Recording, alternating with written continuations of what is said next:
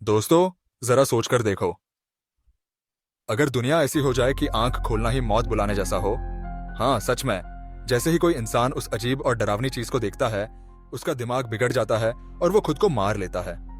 ऐसे माहौल में एक माँ मैलोरी अपने दो छोटे बच्चों के साथ आंखों पर पट्टी बांधकर निकलती है। क्यों?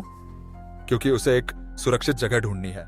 लेकिन सोचो, क्या बिना देखे, सिर्फ सुन सुनकर वो अपने बच्चों को सही जगह तक पहुंचा पाएगी, जबकि हर कदम पर अदृश्य राक्षस उनका पीछा कर रहा हो? तो नमस्ते दोस्तों। आज की कहानी शुरू होती है मैलोरी से, एक माँ जो अपने दो बच्चों को बार बार समझा रही है। देखो बच्चों, हम बहुत लंबा और खतरनाक सफर करने वाले हैं, लेकिन याद रखना, चाहे कुछ भी हो जाए, कभी भी अपनी पट्टी मत हटाना। अगर पानी की आवाज आए, जंगल की सरसराहट आए या कुछ अजीब सुनो तो सबसे पहले मुझे बताना। बस पट्टी मत उतारना। अगर पट्टी हटाई तो तुम मर जाओगे। इतनी बड़ी बात सुनकर दोनों बच्चे चुपचाप सिर हिला देते हैं। मैलोरी ने अभी तक अपने बच्चों के नाम भी नहीं रखे थे। वो उन्हें सिर्फ बॉय और गर्ल कहकर बुलाती। घर से निकलने से पहले वह एक बॉक्स उठाती है जिसमें 3 छोटे छोटे पंछी होते हैं। ये साधारण पंछी नहीं, असली अलार्म है, क्योंकि ये डरावनी चीज अगर आसपास होगी तो पंछी सबसे पहले समझ जाते हैं। और फिर आंखों पर पट्टी बांधे मैलोरी और उसके बच्चे रस्सी पकड़ते हैं, टटोलते हैं और धीरे धीरे बोट तक पहुंच जाते हैं। माँ नाव चलाती है, बच्चे सहमे हुए चुपचाप बैठे रहते हैं और नदी के सफर से शुरू होता है उनका जिंदगी मौत का खेल। लेकिन असल में ये खतरा है क्या, और आखिर वे भागकर कहां जा रहे हैं? इसे समझने के लिए कहानी 5 साल पीछे जाती है। 5 साल पहले तब सब कुछ नॉर्मल था। मैलोरी अपने कमरे में पेंटिंग बना रही थी और हाँ, वह उस समय प्रेग्नेंट भी थी। तभी उसकी बहन जेसिका आती है और कहती है, न्यूज़ देखी? कुछ अजीब हो रहा है। मैलोरी टीवी देखती है तो पता चलता है कि रूस में लोग अचानक खुद को मार रहे हैं, हजारों की तादाद में। लेकिन क्यों? कोई नहीं समझ पा रहा। वायरस है या कुछ और? बस इतना लोग कुछ देखते हैं और उनके होश चले जाते हैं। ये सब जानकर भी मैलोरी ज्यादा ध्यान नहीं देती। वह जेसिका के साथ चेकअप के लिए हॉस्पिटल चली जाती है। डॉक्टर बताती है कि बच्चा बिल्कुल ठीक है, लेकिन मैलोरी खुश नहीं दिखती। उसके चेहरे से साफ पता चल रहा था जैसे वो मां बनने के लिए तैयार ही नहीं है। फिर घर लौटते वक्त दोनों कार में थे। तभी मैलोरी देखती है एक लड़की बार बार अपना सिर कांच पर मार रही है। खून, चीख और डरावना नजारा देखकर मैलोरी कांप जाती है और भागकर कार में बैठ जाती है। वह जेसिका से कहती है, चलो चलो जल्दी, वही चीज अब यहीं भी आ चुकी है। जेसिका तेज गाड़ी चलाती है, लेकिन तभी सड़कों पर अफरा तफरी मच जाती है। एक्सीडेंट, चिल्लाहट, भागते लोग, हर जगह हाहाकार। माहौल देखकर दोनों के होश उड़ जाते हैं। तभी जेसिका अचानक कुछ अजीब देख लेती है। उसकी आंखें बिल्कुल बदल जाती है। वो इन्फेक्टेड हो चुकी थी। मैलोरी समझ नहीं पाती आखिर उसने क्या देखा, क्योंकि सामने कुछ भी नजर नहीं आ रहा था। लेकिन जेसिका का दिमाग अब काबू में नहीं था। उसने अचानक कार की स्पीड बढ़ा दी। मैलोरी रोकने की कोशिश करती है, लेकिन धड़ाम, गाड़ी दूसरी कार से जा टकराती है। दोनों किसी तरह बचकर बाहर निकल आते हैं, लेकिन अब उनके आसपास का माहौल पहले जैसा नहीं था। सोचो मैलोरी की हालत कैसी होगी जब उसकी बहन जेसिका अचानक एक ट्रक के सामने कूदकर अपनी जान दे देती है। वह सब कुछ पल भर में खत्म हो गया। मैलोरी का दिल जोर जोर से धड़कने लगता है। आंखों में डर उतर आया था। सड़कों पर लोग चीख रहे थे, भाग रहे थे, चारों तरफ सिर्फ अफरा तफरी। डरी हुई मैलोरी भी भीड़ के साथ दौड़ने लगी, लेकिन अचानक गिर गई।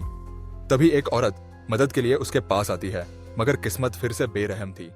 जैसे ही उसने उस अदृश्य चीज को देखा, उसका दिमाग खराब हो गया और वो पागलों की तरह आग से जल रही कार में जा बैठी। सेकंडों में राख हो गई, पुष्ट हुए। यह सब उसका पति डगलस खिड़की से देख रहा था, लेकिन कुछ कर नहीं पा रहा था। इसी बीच एक शख्स आता है, टॉम। वह मैलोरी को पकड़कर घर के अंदर ले जाता है। डर से भरा घर, उस घर में पहले से कुछ लोग मौजूद थे। सबके चेहरे पर डर साफ दिख रहा था। फोन में नेटवर्क नहीं, बाहर से कोई खबर नहीं। बस न्यूज सुनकर यही मालूम पड़ा कि यह अदृश्य चीज अब पूरी दुनिया में फैल चुकी है। जो कोई भी इसे देख लेता, तड़पकर अपनी जान ले लेता। सरकार ने ऐलान कर दिया था, सब लोग अपने घरों में बंद रहो, खिड़कियां और दरवाजे सब बंद रखो और कोशिश करो कि बाहर की रोशनी भी घर में ना आने पाए। दिन बीतने लगे। 3 दिन गुजर गए, लेकिन किसी को समझ नहीं आ रहा था ये सब क्यों हो रहा है। रेडियो पर बार बार एक ही चेतावनी, बाहर मत निकलो, बाहर मत देखो, नई मुसीबत ओलंपिया। इन्हीं दिनों एक गहरी आवाज सुनाई दी। कोई दरवाजा पीट रहा था। एक औरत, वह बार बार गुहार लगा रही थी, कृपया दरवाजा खोलो, मैं प्रेग्नेंट हूं, मेरी जान बचा लो। सब डर गए। अगर वह औरत इन्फेक्टेड हुई तो? आखिर बहुत सोच समझकर उसे अंदर आने दिया गया। उसका नाम था ओलंपिया। वह भी प्रेगनेंसी के आखिरी महीनों में थी, बिल्कुल मैलोरी की तरह। लेकिन अब एक और डर था, खाने का सामान खत्म हो रहा था। ग्रेग का आइडिया घर के मालिक ग्रेग ने अचानक प्लान बनाया। बोला, अगर हम बाहर को सीधे नहीं देखें, कैमरे पर देखें तो शायद असर ना हो। ऐसे हम मॉल तक जा सकेंगे और खाने का सामान ले आएंगे। बाकी लोग डर गए, बोले ये खतरनाक है, लेकिन ग्रेग जिद पर अड़ा।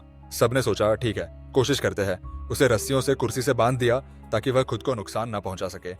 फिर उसने सीसीटीवी से बाहर देखना शुरू किया और कुछ ही देर में वही अदृश्य बला कैमरे पर सामने आ गई। ग्रेग की आंखें बदल गईं। उसका दिमाग फटने वाला था। वह अजीब हरकतें करने लगा। कुछ ही पलों में उसने दीवार पर सिर पटक पटक कर खुद को मार डाला। यह देखकर सबको समझ आ गया, चाहे स्क्रीन पर देखो या सामने, उस चीज का अंजाम सिर्फ मौत है। वापस नदी का सफर। अब कहानी फिर लौटती है इस वक्त जहां मैलोरी और बच्चे 14 घंटे से नाव में सफर कर रहे थे। मैलोरी अपने साथ लाए पंछियों को पानी पिलाती है और बार बार रेडियो पर किसी से मदद मांगने की कोशिश करती है। अचानक पंछी जोर जोर से फड़फड़ाने लगे, जैसे खतरे का आभास हो गया हो। उसी समय एक खौफनाक आवाज बार बार मैलोरी को नाम लेकर पुकारती है। मैलोरी दिल कसकर बैठ जाती है, लेकिन इग्नोर करती है और नाव आगे बढ़ाती है।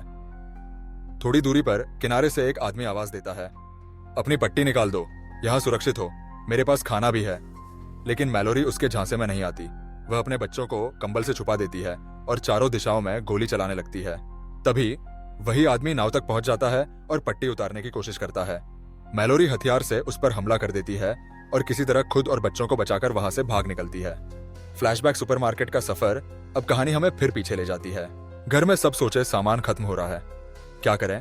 टॉम बोलता है, हम कार से जाएंगे, खिड़कियां कवर कर देंगे, जीपीएस से रास्ता देखेंगे और सुपरमार्केट पहुंचेंगे। प्लान बनता है। 5 लोग कार में बैठते हैं। सब खिड़कियां ढक दी जाती है। बाहर का नजारा बेहद खतरनाक था। सड़कें लाशों से भरी। कार गुजरते हुए उन पर चढ़ती जा रही थी, लेकिन अचानक वह अदृश्य राक्षस कार के चारों तरफ आ गए। कार हिलने लगी। अंदर बैठे सबकी सांसें अटक गईं। मगर टॉम ने हिम्मत नहीं हारी। उसने स्पीड बढ़ाई और जैसे तैसे सबको सुपरमार्केट पहुंचा दिया। अंदर जाकर उन्होंने जल्दी से दरवाजे बंद किए और राहत की सांस ली। दोनों हाथ भर भर कर खाने पीने का सामान इकट्ठा करने लगे और पहली बार लंबे समय बाद सबके चेहरे पर थोड़ी सी खुशी झलक गई।